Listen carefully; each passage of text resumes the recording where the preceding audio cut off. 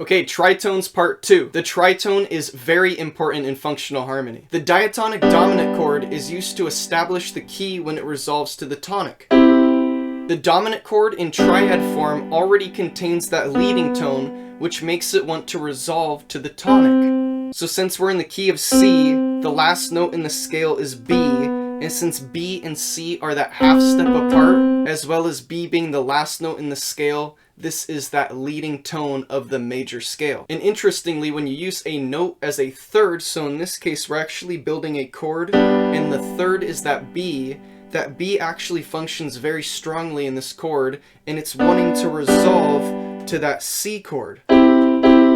So it's kind of interesting and important to understand that when a note is in the third of a chord, the note still has a lot of function in the chord. When a seventh is added, now the triad becomes a dominant seventh chord, which contains a tritone built from the third and the seventh of the chord.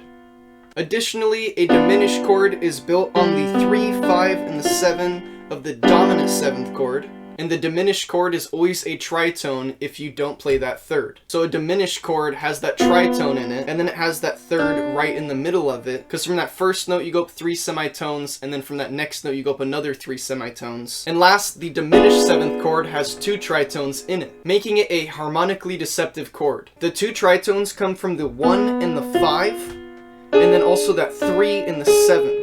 And that is it for the tritone. If you have any questions, please leave it in the comments and I'll do my best to answer it. Please have a good one.